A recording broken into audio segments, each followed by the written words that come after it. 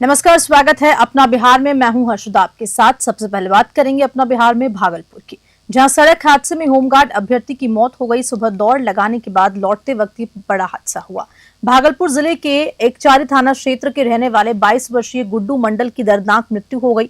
Guddu home guard भर्ती की तैयारी कर रहे थे और रविवार की सुबह रोज की तरह दौड़ पूरी करने के बाद ई रिक्शा से एकचारी थाना जा रहे थे, जहां से उन्हें ट्रैक्टर सर्टिफिकेट लेना था और साथ ही साथ इसी दौरान कैरेक्टर सर्टिफिकेट लेना था। और इसी दौरान एकचारी मुख्य मार्ग पर एक तेज रफ्तार बाइक ने ई रिक्शा में जोरदार टक्कर मार दी। ये पूरा हादसा इतना जबरदस्त था कि ई रिक्शा पलट गया और गुड्डू गंभीर रूप से घायल हो गया।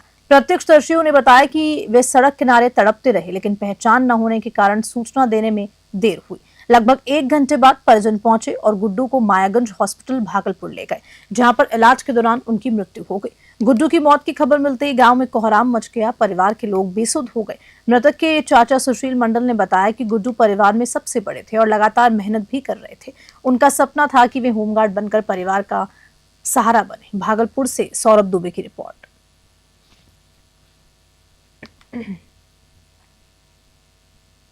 बेगूसराय से खबर है, जहां पर मॉर्निंग वॉक पर निकली महिला 25 फीट गहरे शौचालय के गड्ढे में जा गई। हालत गंभीर बताई जा रही है।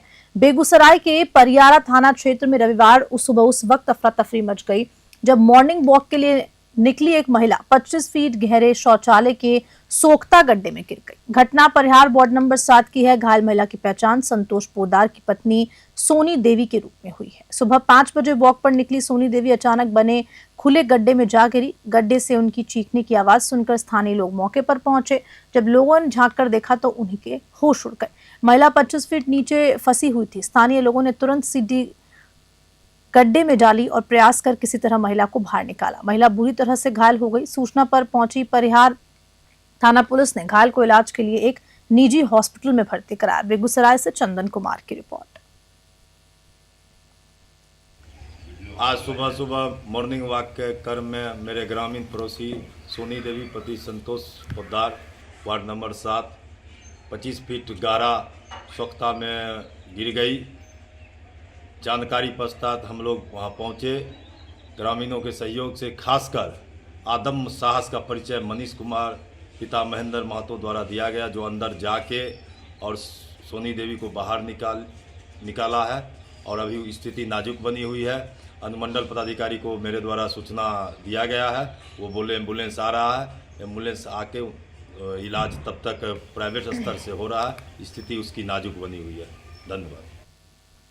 अब खबर गया से है, जहां पर खेलो इंडिया यूथ गेम्स को लेकर तैयारियां जोरों शोरों से जारी है। शहर खेल के रंग में रंग गया है। बता दें कि खेलो इंडिया यूथ गेम्स 2025 को लेकर गया में जिला प्रशासन की तैयारियां अंतिम चरण में पहुंच चुकी है। खिलाड़ियों के स्वागत और शहर में खेल का माहौल बनाने के लिए प्रशासन ने 4 प्रमुख स्थानों पर बड़े बड़े हॉट एयर गुब्बारे लगाए हैं, जिन पर खेलो इंडिया का लोगो लगा हुआ है।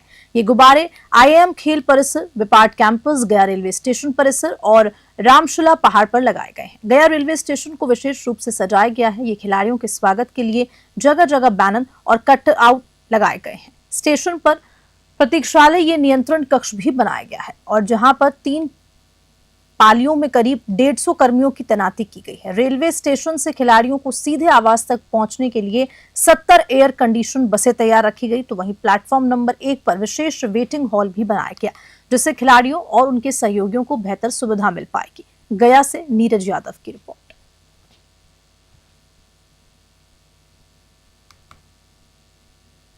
अब खबर शेखपुरा से है, जहां पर नीट परीक्षा को लेकर सुरक्षा के कड़े इंतजाम किए गए। हर परीक्षार्थी की गहन तलाशी ली जा रही है। देश भर के मेडिकल कॉलेजेस में नामांकन के लिए आयोजित नीट परीक्षा को लेकर शेखपुरा जिला प्रशासन अलर्ट मोड पर है। शेखपुरा के VVIP रोड स्थित PM श्री जवाहर नवोदय विद्यालय को परीक्षा केंद्र बनाया गया। यहाँ पर कुल 409 परीक्षार्थी इस प्रवेश परीक्षा में हिस्सा ले रहे हैं। परीक्षा केंद्र पर कड़ी सुरक्षा व्यवस्था के तहत पुलिस बल तैनात है। केंद्र प्रवेश से पहले हर परीक्षार्थी की गहन तलाशी ली जा रही है और तलाशी के बाद ही उन्हें परीक्षा भवन में एंट्री दी जा रही है। परीक्षा अवधि के दौरान किसी भी गैर जरूरी व्यक्ति के प्रवेश पर पूरी तरह से रोक लगा दी गई। तो वहीं केंद्र के बाहर भी सुरक्षा के विशेष इंतजाम किए गए। शेखपुरा से रंजन कुमार की रिपोर्ट। नीट एग्ज़ाम 2025 को लेकर के पुलिस प्रशासन के द्वारा मुख्य द्वार पर भी जितने भी स्टूडेंट्स आ रहे हैं, परीक्षार्थी, उनका तहकीकात की जा रही है। जो ले जाना है उनको साथ डॉक्यूमेंट्स, जो भी एडमिट कार्ड ले जाना है या फोटोग्राफ्स ले जाना है वो ले करके जा रहे हैं। और उसके लिए पुलिस पदाधिकारी और दंडाधिकारी की प्रतिनियुक्ति की गई है मुख्य द्वार पर भी। और अंदर जाने के बाद पुनः फिक्सिंग की जाती है महिलाओं लोग के लिए महिला कांस्टेबल के द्वारा, और पुरुष लोगों को पुरुष कांस्टेबल के द्वारा उसका फिक्सिंग की जाती है फर्स्ट लेयर में। अंदर जाने के बाद परीक्षा सेंटर से पहले भी वहाँ पर भी चेक की जाती है, वहाँ भी फिक्सिंग की जाती है। उसके बाद अंदर जाकर के जो रूम अलॉट है उस रूम में अपने अपने सीट पर जाकर के एग्ज़ाम देके पूरी तरह से चाक चौबंद व्यवस्था की गई है। कहीं भी किसी भी तरह। फतेहपुर में महिला संवाद वाहन की बाइक से टक्कर हुई, एक युवक की मृत्यु हो गई, दूसरा घायल बताया जा रहा है। राज्य सरकार के महिला संवाद कार्यक्रम के तहत गांव-गांव में जागरूकता फैला रहे एक 4 पहिया वाहन की शनिवार शाम को फतेहपुर प्रखंड के भवारी गांव के पास एक बाइक से सीधी टक्कर हो गई। इस पूरे हादसे में भवारी कला गांव निवासी राजू यादव का 20 वर्षीय पुत्र सुनील कुमार गंभीर रूप से घायल हो गया। उसे तुरंत फतेहपुर सामुदायिक स्वास्थ्य केंद्र लाया गया, जहां डॉक्टर्स ने उसे मृत घोषित कर दिया। वहीं बाइक पर सवार दूसरा युवक सचिन कुमार गंभीर रूप से घायल हुआ, जिसे प्राथमिक उपचार के बाद गया मेडिकल कॉलेज रेफर कर दिया। घटना के बाद महिला संवाद वाहन का चालक मौके से फरार हो गया। सूचना मिलते ही फतेहपुर के अंचलाधिकारी रंजीत कुमार, थाना अध्यक्ष प्रशांत कुमार और पुलिस बल मौके पर पहुंचा। गया से नीरज यादव की रिपोर्ट। शेखपुरा से खबर है, जहां पर एनडीए घटक दलों ने जातिगत जनगणना पर केंद्र सरकार को दूरदर्शी बताया। देश भर में केंद्र सरकार द्वारा जातिगत जनगणना की घोषणा के बाद बिहार सहित विभिन्न राज्यों में सियासी हलचल तेज हो गई है। और इसी क्रम में शेखपुरा के स्टेशन रोड स्थित जदयू कार्यालय में एनडीए की ओर से संयुक्त प्रेस वार्ता आयोजित की गई, जिसमें बीजेपी, जदयू और राष्ट्रीय लोक मोर्चा के प्रदेश प्रवक्ताओं ने हिस्सा लिया। जदयू के प्रदेश प्रवक्ता अरविंद निषाद का कहना है कि जातिगत जनगणना से सभी वर्गों के लोगों का समुचित विकास सुनिश्चित होगा और ये प्रधानमंत्री नरेंद्र मोदी की दूरदर्शिता का ही परिणाम है। उन्होंने विपक्ष पर श्रेय लेने की होड़ का आरोप भी लगाया। वहीं बीजेपी नेत्री अनामिका पासवान ने पीएम मोदी को साहसी बताते हुए कहा कि उन्होंने जातिगत जनगणना कराने की पहल की। उन्होंने कांग्रेस पर सनातन धर्म का अपमान करने और जातिगत मुद्दों पर अवसरवादी राजनीति करने का आरोप लगाया। राष्ट्रीय लोक मोर्चा के राष्ट्रीय उपाध्यक्ष जितेंद्र नाथ ने कहा कि जब संसद में महिला आरक्षण बिल लाया गया था तब लालू प्रसाद यादव ने उसे फाड़ दिया था और आज वही लोग जातिगत जनगणना का श्रेय लेना चाहते हैं। उन्होंने पीएम नरेंद्र मोदी के निर्णय को ऐतिहासिक करार दिया। शेखपुरा से रंजन की रिपोर्ट।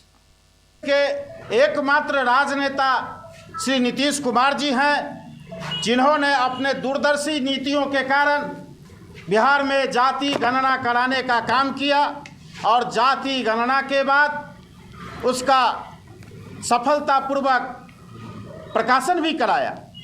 प्रकाशन के बाद 65% का आरक्षण भी लागू किया, लेकिन माननीय पटना उच्च न्यायालय ने 65% के आरक्षण की व्यवस्था को निरस्त कर दिया।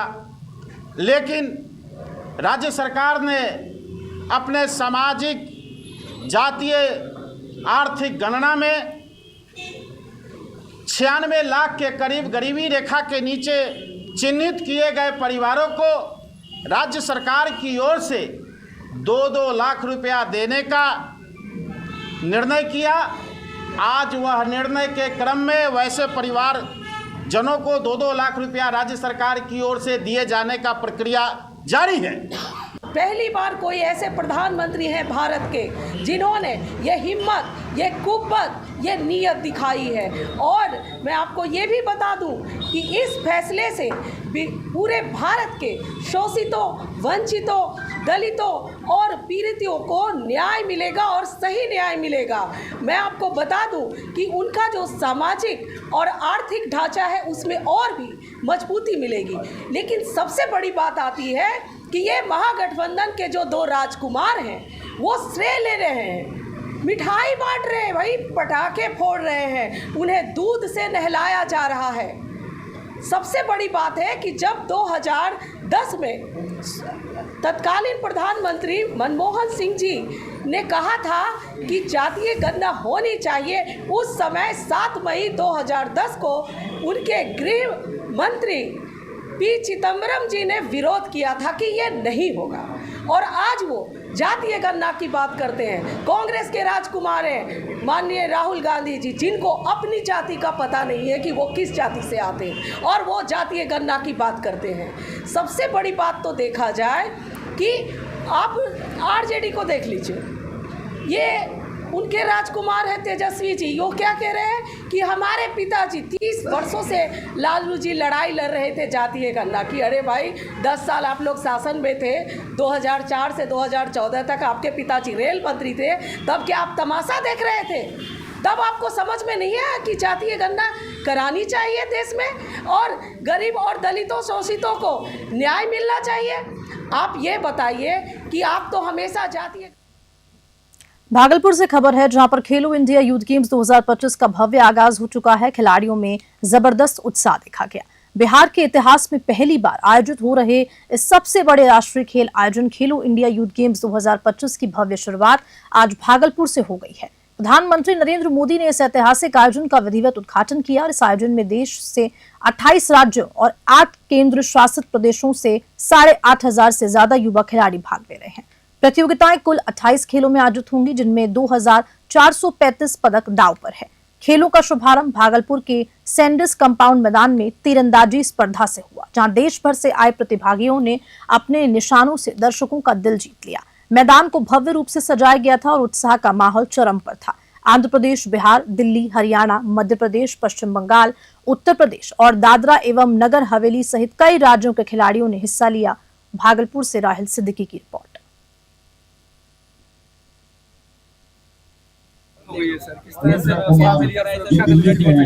सबसे पहले तो जितने भी खिलाड़ी पूरे देश भर से आए उनका मैं भागलपुर में स्वागत करता हूं और उनको अच्छे प्रदर्शन के लिए शुभकामनाएं देता हूं। उनके स्वागत के लिए, आवासन के लिए और अच्छे पार्टिसिपेशन के लिए, सुरक्षा के लिए प्रशासन की तरफ से, पुलिस की तरफ से भरपूर तैयारी की गई है। हमारे डीएम साहब के द्वारा संयुक्त आदेश निकाल के जो भी क्रीड़ा स्थल है, जहाँ पे भी उनका आवासन स्थल है, सब जगह पे मजिस्ट्रेट फोर्स की डिप्लॉयमेंट की गई है।